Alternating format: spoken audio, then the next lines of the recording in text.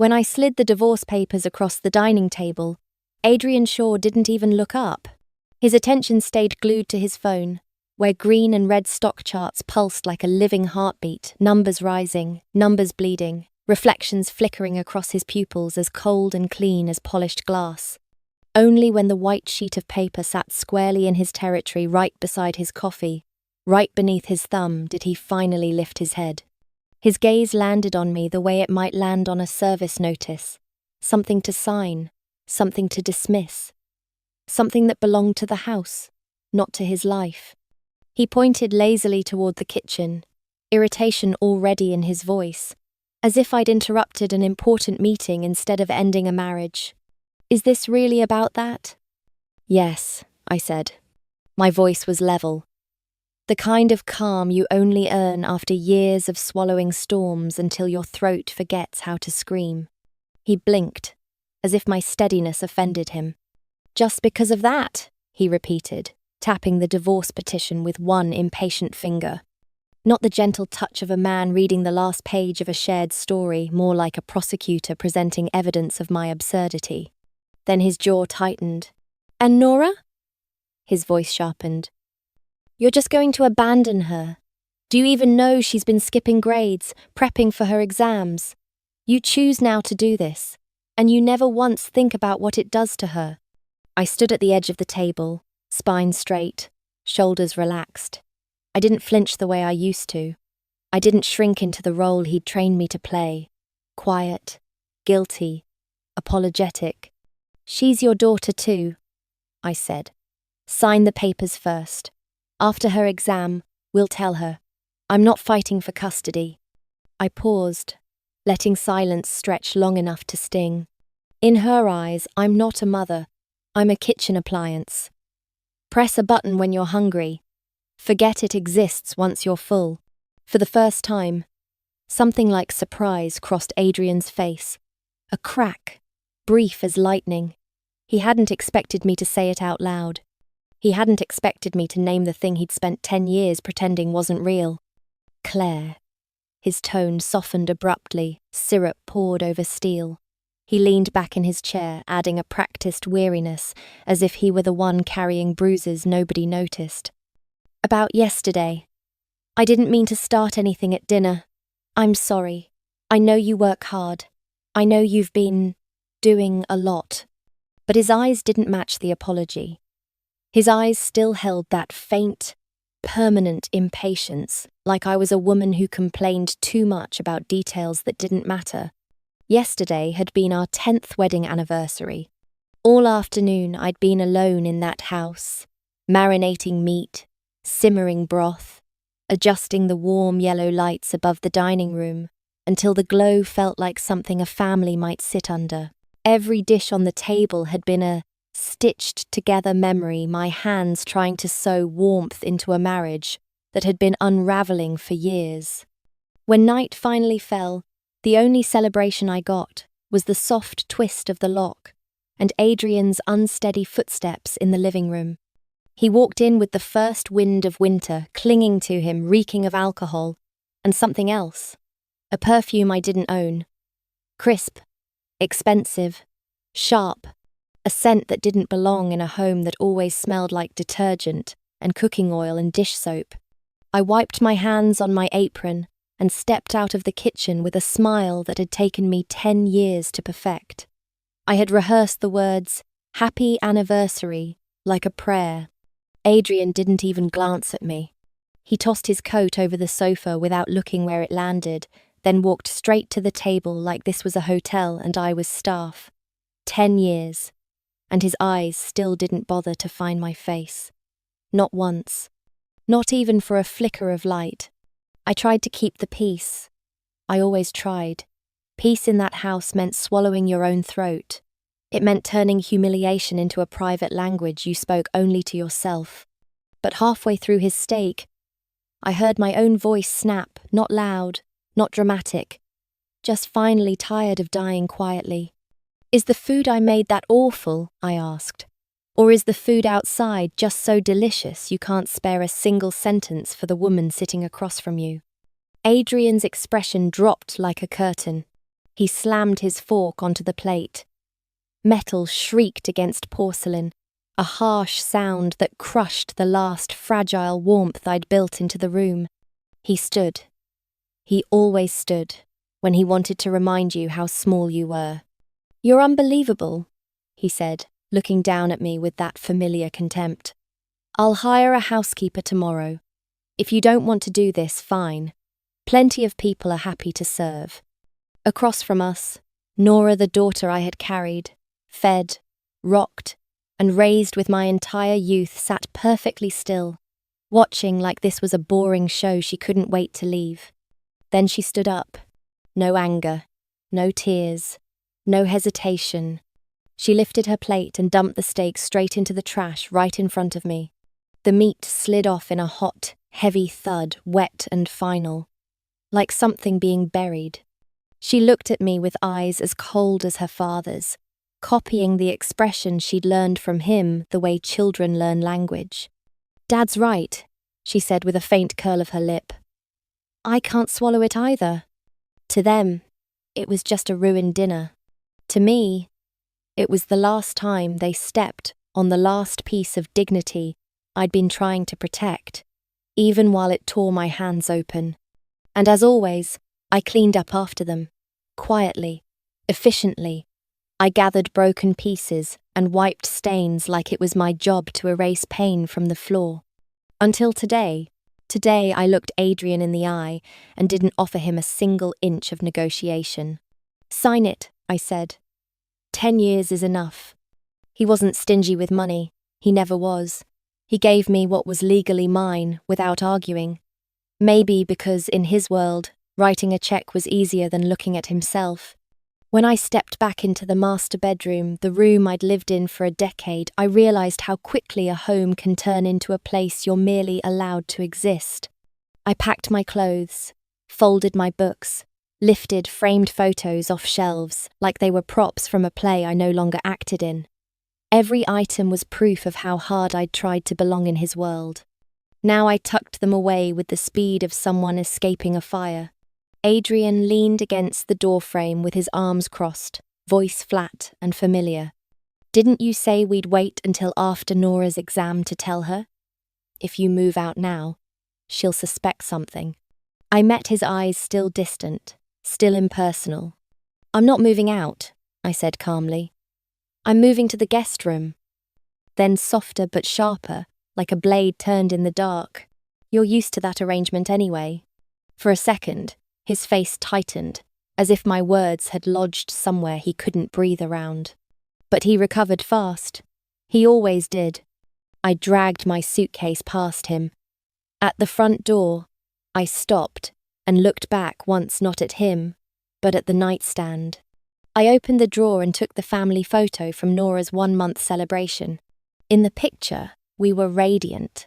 3 people smiling like they believed the future would be kind. The edges were already yellowing, but the light in that moment was still real. It had warmed me once. It had kept me alive longer than it should have. I slipped the photo into my suitcase, zipped it closed, and turned away. I didn't look back again. Not at the mansion. Not at the man who lived inside it. Not at the echoes of laughter that had died quietly behind closed doors. After Nora finished her exam, I bought myself a 1-way train ticket to Tibet, because somewhere along the line, my name had disappeared. To everyone, I had become Mr. Shaw's wife. And for the first time in 10 years, I wanted to remember what it felt like to be Claire Bennett, not a shadow orbiting a man who stopped noticing her a long time ago. Adrian took over Shaw Group the way his family had always planned, like a crown being lowered onto the head of the most suitable heir, whether he wanted it or not. And, by that same plan, he married me. After the wedding, he softened, at least on the surface. He learned to smile at me in public, to remember my birthday, to send expensive gifts that arrived wrapped in silk and scented paper. He played the role of the perfect husband with the kind of effortless polish men like him were raised to wear. But his smile never reached his eyes. Those eyes were like a frozen lake, beautiful, deep, and sealed shut from warmth long before I ever stepped into his world. For 2 full years, we performed our marriage like a flawless production. Galas, board dinners, charity auctions, conferences where cameras flashed and hands reached for him like he was gravity. His palm would settle at the small of my back at exactly the right distance, never too intimate, never too cold. His voice would be gentle in all the right places. Mine would be soft, obedient, pleasing. I poured wine. I picked food onto his plate. I stood beside him like a tasteful accessory, something rare and expensive that looked good under warm lighting. People admired us. They didn't know that every time the front door closed behind us, an invisible wall rose between us too, adding another layer of thickness, another layer of silence. There was a hallway in that house, about 5 meters long, connecting the master bedroom to the living room. On paper, it was nothing. In reality, it might as well have been an ocean. I could see him, hear him, share air with him, and still never reach him. That hallway became the clearest picture of our marriage. It looked connected from the outside, but inside, it was all distance and empty space. And then there was my body. Day after day, month after month, nothing changed. No heartbeat beneath my ribs. No promise forming. Just the same quiet. The same waiting. The same shame that wasn't even mine but somehow lived in my skin. My mother's voice came through the phone like rusted metal scraping against bone. "You're useless," she spat. "A woman who can't give a child, what good is marrying rich? Do you know how much I sacrificed to marry you into the Shaw family? And you repay me with an empty womb." I held the phone away from my ear out of habit, like my hand already knew the shape of survival. I'd heard worse growing up, the lash of a switch. A slap so sharp my hearing rang. 1,000 variations of the same sentence. You were born to be traded. My heart had scar tissue layered over scar tissue. Her cruelty didn't surprise me anymore. What I didn't expect was Adrian. I didn't know when he'd come home. I only looked up and found him standing in the living room doorway, tailored suit. Perfectly knotted tie catching the late afternoon sun with a cold metallic gleam. My face still held a trace of panic. The reflex of a child caught doing something forbidden. I didn't have time to hide it. Adrian's voice was low when he spoke. "Why didn't you tell me earlier?" He loosened his tie and took one step toward me, as if the distance between us could be crossed by force of logic. "I'm sorry," I said automatically, eyes lowered, my voice careful. "I didn't want to bother you." He stared at me for a moment, then said, "We can try." Not softly, not tenderly, not with any trembling hope. He said it the way he discussed contracts. Calm, rational, efficient. Having a child, to him, wasn't something born from love. It was a project to launch, a duty to complete, a box to check so his family would stop applying pressure. "Okay," I heard myself answer. My voice was so light it sounded like a dry leaf falling onto stone. A year later, Nora was born. Even though she was a girl, both families adored her because she was the first grandchild, the first proof that the Shaw bloodline had continued without complication. Nurses called her a blessing. My mother called her my only useful accomplishment. Strangers admired her perfect features, like she was a product release. And Adrian cracked. Just once. When he held her, the coldness that lived in his face split slightly, revealing something almost gentle beneath. He bent and kissed her forehead, his eyes fixed on her like she was the only thing in the world that made sense. In that moment, I thought, stupidly, desperately, that maybe this would change us, that maybe a child could build a bridge across that hallway. But as Nora grew, Everything snapped back into the orbit Adrian had designed. He began shaping her the way he shaped everything, with rules, pressure, and expectation. She had to be first, better, sharper, untouchable. She had to learn how to measure people by results, by pedigree, by usefulness. She had to learn that softness was a weakness, and affection was something you controlled, not something you offered freely. Years later, Nora became him in a way that still makes my throat tighten. The way she judged others, the way she could turn her face away when I called her name, the way her silence carried the same message Adrian's silence had carried for a decade. You are not important enough to interrupt my life. I used to believe that once the divorce was final, Adrian and I would become strangers. I underestimated his obsession. After I blocked his old number, my phone began filling with messages anyway, new numbers, one after another, like heads of a hydra.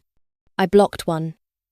Another appeared the next day, and the next, and the next. Claire, are you in Tibet? Are you coming back? He had the resources to trace me. That part didn't surprise me. Adrian's reach had always been long. What surprised me was the audacity, the way he acted, as if my freedom was simply another thing he could audit. In the marriage, it wasn't as though I hadn't tried. I had tried so many times I'd eventually stopped recognizing my own pride. It's so hot today, I once said, holding out an ice cream like an offering. Want a bite? He didn't look up from his laptop. You're working late again? I asked one night, reaching for his shoulder. You must be exhausted. I can massage you. He leaned away like my touch was inconvenience, not affection. I want to go out, I said softly another weekend. A movie, a walk, anything. That was when he finally spoke, voice flat, eyes unreadable. I'm busy. You don't need to tell me things like that. The words landed like a slap that left no bruise, only numbness. Everything sincere inside me became, in his eyes, noise. And yet now, after divorce, the roles flipped in the most absurd way. He texted like a man playing husband for an audience, asked if I'd eaten, if I'd slept, tried to insert himself into the new life I was still learning how to build with shaky hands. I couldn't take it anymore. I called the latest number. He picked up instantly, as if he'd been waiting with his finger hovering over the screen. Claire, he said, calm, almost intimate, as if we'd only had a minor argument, not signed away 10 years. Why did you go all the way to Tibet? You never mentioned it. Are you traveling? Just tell me where you are and I'll come get you. We can... My anger rose so fast it made my vision sharp. Adrian Shaw, I said, each word cut from ice. We're divorced. Where I go and what I do is my business. I don't owe you a report. I inhaled slowly, steadying the heat in my chest. You have power, I know that. But tracking someone without consent is illegal. Do you understand? You signed the divorce papers yourself. It ended there. My life doesn't need you in it anymore. Don't contact me again. I hung up. Then I walked straight into a roadside phone shop. I need a new phone, I told the clerk. Outside, by a filthy gutter where water crawled like oil, I pulled out the old SIM card and dropped it in. It disappeared into the murk as if the past had finally been swallowed whole. When I stepped back into the street, the Tibetan wind cut my face raw, but it didn't carry the old smell anymore. The sky above me looked freshly washed, so blue it hurt. I opened a booking app and bought a one-way ticket to Shenzhen, because that city held one person I trusted with the parts of me I'd buried. Sophie Ye, my best friend from high school. Back then, she was the only one who didn't laugh at my tiny, forbidden dream. The only one who dared to look my mother in the eye and say, Claire has the right to choose her own life. Sophie left home and built herself from nothing. slept on an office couch in the beginning, lived on instant noodles for weeks.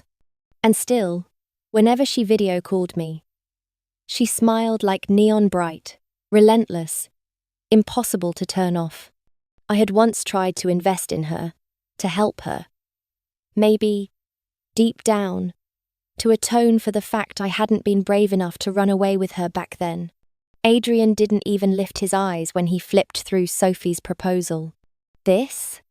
he said, voice colder than the paper in his hands. "You call this investment? It's not even enough for me to open a decent bottle of wine on the weekend." That sentence killed the only idea I'd ever had for changing my life. But as the plane lifted and the mountains fell away beneath the clouds, I pressed my forehead to the window and watched the horizon widen. For the first time, I didn't ask permission. I was leaving a man's life behind, to see if I could finally return to my own. Before Adrian left Shenzhen, he planted one last bomb in my life. It came as a phone call from Nora's number.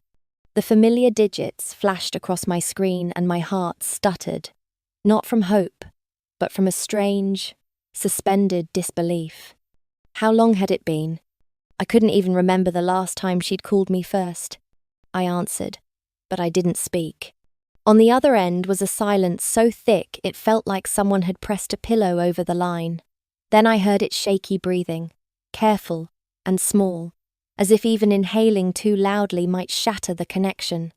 And then, a voice hoarse, exhausted, soaked in pleading. "Mum." 2 syllables. And yet they carried a sob like a wave underneath them. Nora had never said it like that since she chose Adrian, never with that softness, never with that vulnerable crack. Maybe she was sick. Maybe weakness had slipped through the walls she'd spent years building. She started crying, the sound breaking in jagged little pieces, like a child lost in a crowd who finally spots someone familiar and can't hold the fear in anymore. "Mum, can you and Dad come see me? Just once. Please, Mum. Just once." I stayed silent. I listened. My mouth wouldn't open. She kept sobbing, words trembling out one after another, regret arriving years too late, wearing a voice she'd never used when she was strong enough to be cruel. "I know. I was wrong before. I kept snapping at you. I only listened to Grandma. I'm sorry, Mum. I really miss you. I miss you so much." Right then, my office door swung open. Adrian stepped in, face dark, holding a second phone, probably a burner, probably showing his call log like proof of strategy. He looked like a man about to speak, about to control the scene, about to turn my daughter's tears into a lever. He didn't get the chance. I didn't say a single word. I simply lifted my finger and pressed end call. A clean, final tap.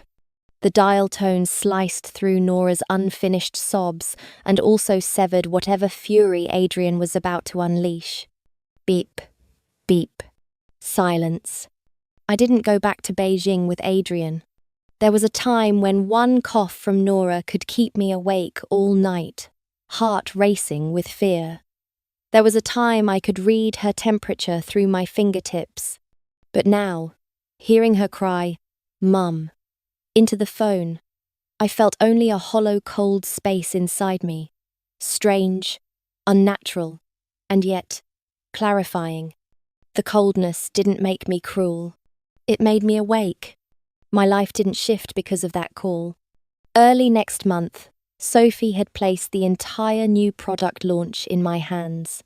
It was the kind of trust that could either lift you or crush you.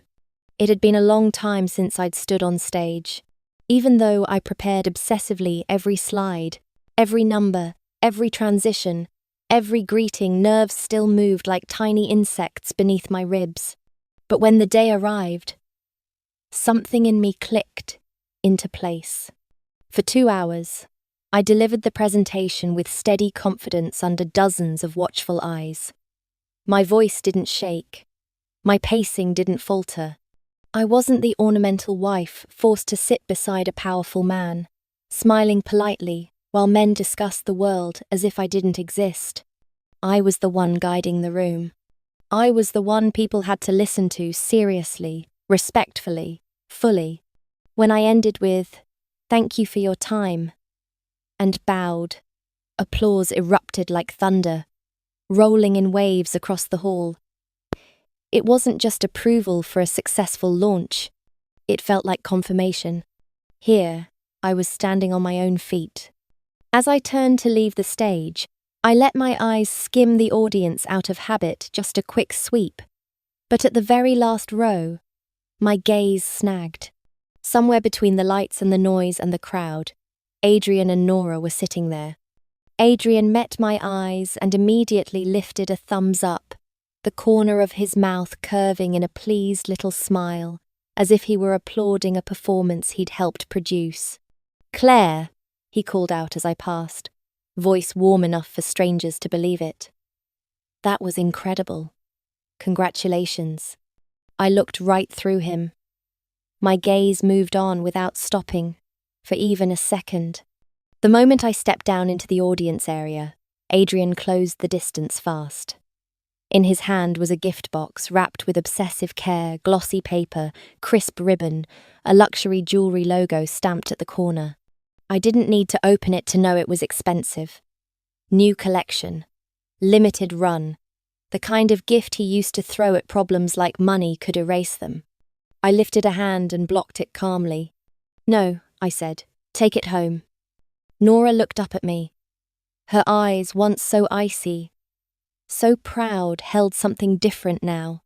A brightness that looked dangerously like admiration. "So you're actually this good," she whispered. "Back then, when you stayed home, it really was a waste." I didn't respond. I turned and kept walking, my heels tapping, an even rhythm across the floor, not slowing, not looking back. Adrian stepped in front of me again, voice lowering into something softer than usual, carefully constructed. "Dinner tonight," he said. "Just one meal. Shaw Group is interested in partnering on the next phase. I can introduce you to the decision makers. It'll make everything smoother." I met his eyes and answered in the exact tone I used in meetings: polite, distant, professional. "If Mr. Shaw wants cooperation, our business team will arrange contact with the appropriate person. I don't handle that process. Please go through the company." "Claire," he said, impatience bleeding through his mask. "You know I'm not talking about business." Then he swallowed and let the truth slip out, bare and desperate. "I just want one simple meal, the three of us." I looked at him long enough for him to understand there was no space left inside me for him to occupy. "Adrian," I said evenly, my voice cold as steel, "I don't have much patience. Don't make me repeat myself. We're divorced. There is no three of us. There is no family to rehearse."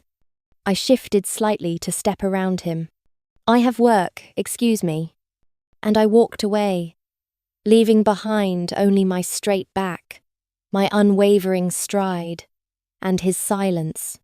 By then, news of my divorce had already seeped through the upper circles, from tea rooms to boardrooms, from whispered gossip to polished pity. I'd also severed contact with my biological parents. Like cutting a decayed umbilical cord I'd once believed I could never untie. After the press event, the crowd thinned, the lights softened. I was about to return backstage when I met the last person I wanted to see, my mother. Time had carved fine wrinkles into her face, but her eyes were exactly the same, sharp, controlling, hungry for obedience. She stood among the flow of departing people like a cold anchor, dragging my mood to the bottom. The person who should have loved me most had been the original source of my deepest wounds. We sat across from each other in a nearby cafe. Warm yellow light slid across her features, making them look even harder. She lowered her voice, but the familiar tone came out commanding, suffocating. The sound of my childhood. "Claire Bennett," she said. "So you've gotten bold." A public divorce like that, who gave you permission to decide? She set her coffee down with a dry clink. You're coming home with me. While Adrian still wants you, you remarry. Quickly. Don't wait until he's tired of you and you can't crawl back, even if you want to. Of course. All my life, if she believed something was right, my thoughts and feelings were irrelevant. My dreams didn't exist in the blueprint she'd drawn for my future. She hadn't travelled all the way to Shenzhen for love. Only calculation. Something cold rose in my chest, something that had been accumulating for years. But this time, it didn't turn into fear. It turned into clarity. I lifted my head and met her gaze directly. Did you ever ask me? I said, calm but unbreakable. Did you ever ask if I want to go back to him?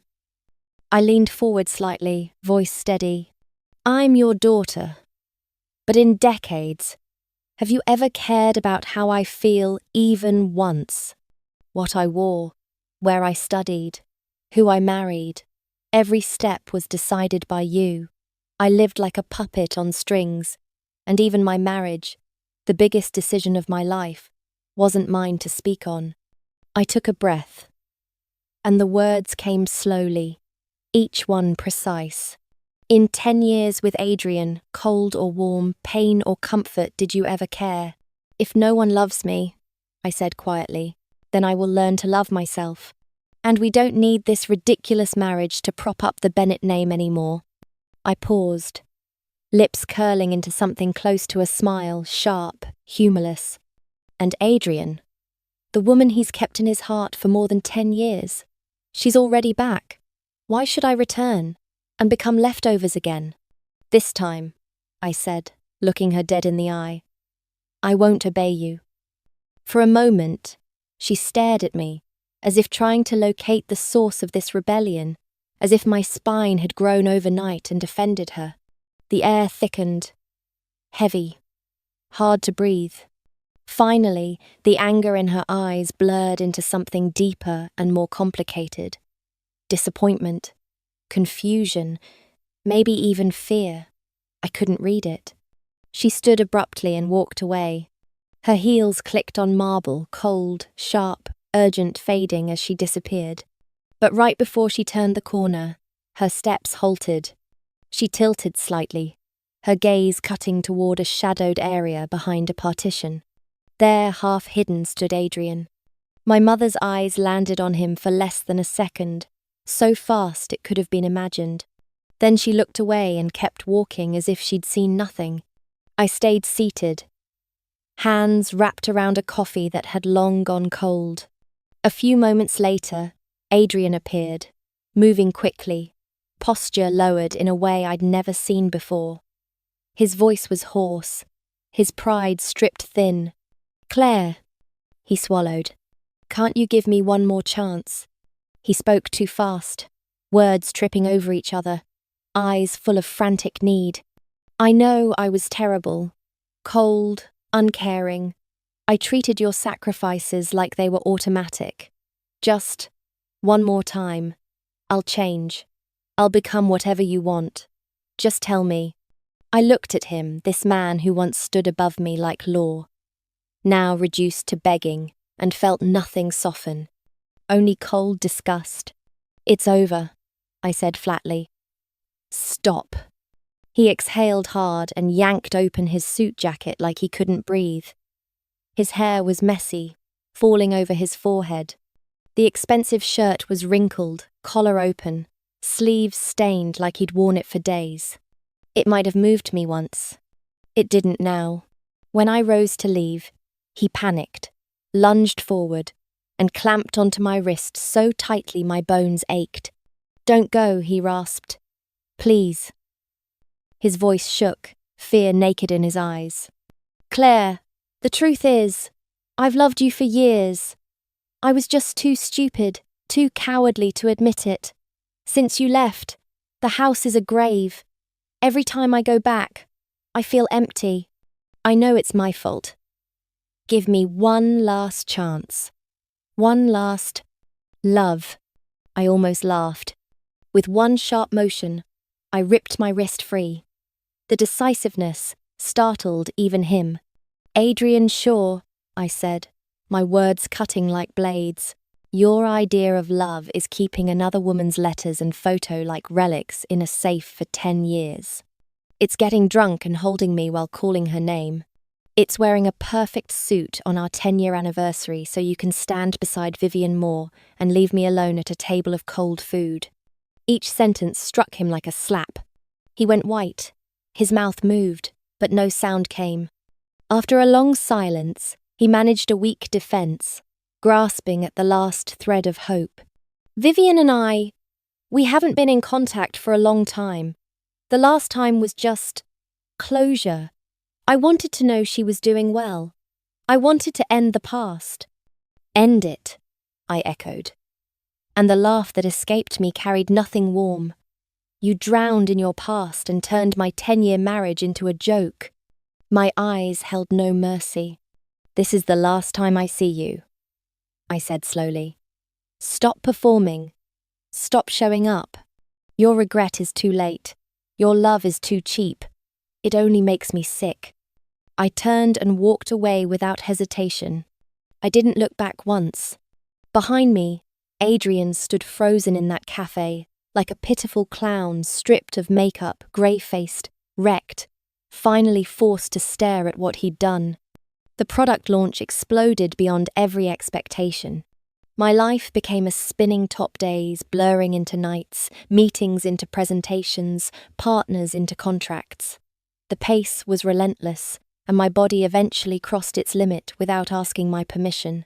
One crowded winter afternoon, in a noisy hall washed in bright stage lights, the world suddenly dimmed. Voices stretched far away, as if the air thickened into black water. My vision went dark. I collapsed before I could even brace myself. When consciousness returned, the first thing I smelled was disinfectant, sharp, clean, unforgiving. White light pressed against my eyelids. Cold walls. The steady beep of machines. A hospital.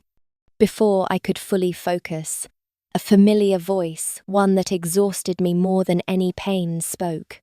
"You're awake?" Adrian stood in my line of sight. He looked worn from sleepless nights, shadows under his eyes.